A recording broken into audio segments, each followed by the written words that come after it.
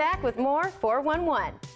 The United Kingdom has undergone an image transformation the past few decades, and the stiff, still stereotype of Great Britain has given way to cutting-edge style.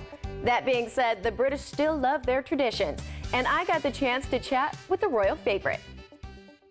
I'm here with Carolyn Robb, chef to royalty. She's going to give us the 411 on a grand British tea. So tell me, what should we expect? Scones and cream and jam, a lot of great selection of sandwiches, some traditional British cakes, and some great little cookies as well.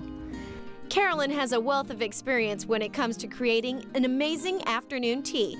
After all, she was the personal chef for Prince Charles and Princess Diana. Well, I've always loved cooking from the time I was really small. My mother is a very wonderful cook. I actually grew up in South Africa, where we had a lovely large garden with lots of fresh fruit and vegetables, and from a very young age I was fiddling around in the kitchen. And yeah, seemed the obvious choice. I studied languages at university and then thought, no, actually I really want to be a chef, and went to a cookery school in England, and it was through that I got a position in the royal household. While afternoon tea is steeped in tradition, the basics might not look exactly as you envision. Traditionally in England, afternoon tea is served 4 o'clock, 4:30, around that time. And in the old days, I think it was the table was set, and with a cloth and napkins and fine china and silver teapot, and everybody sat down around the table. Obviously, over the years, that's been seriously modified. But still, a lot of families will have their afternoon tea at 4 o'clock, so a cup of tea and a sandwich or a slice of cake or some cookies. Carolyn was trained to create fanciful dishes that whet the taste buds and the imagination. She shared her skills with the Grand Tea at the Westgate, a historic California hotel. The guests certainly were willing to learn. They wanted the inside scoop about the art of tea and her time with the royal family. What is a high tea, and what is the difference between a high tea and an afternoon tea? Could you explain that? Yes. There's confusion about that. Afternoon tea falls between lunch and an evening meal, dinner, whereas high tea is something that people sometimes had. It was almost like a combination of afternoon tea and the evening meal. I was wondering, in the royal household, do they have tea every single day? And is it part of an official ceremony, or do they have it privately in their own quarters?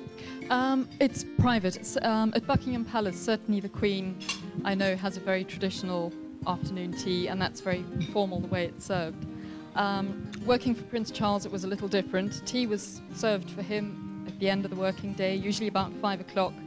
And it was a very hasty affair, usually, because he was dashing to get out into the garden and do some gardening. So generally it was a cup of tea and a piece of fruit cake. When we had guests, of course, it was a bigger affair. And when Princes William and Harry were young, we did lots of tea parties for children. We had to ask, why is America so fascinated with royalty and their customs? I think it's because it's such an old traditional institution, and because the States has nothing like that. And it's because people don't really know a lot about it. There's always intrigue when people don't know a lot about something. And yes, they do still live their lives in a very traditional way. The households are run in an extremely traditional way, with butlers and valets and dressers and housemaids and nannies and chefs and all kinds of personnel that you just wouldn't find in a household in other places. The audience was enchanted by the majestic afternoon. It's kind of that feeling. It's a princess for a day, maybe, and it's fun to see the way that they present the wonderful delicacies.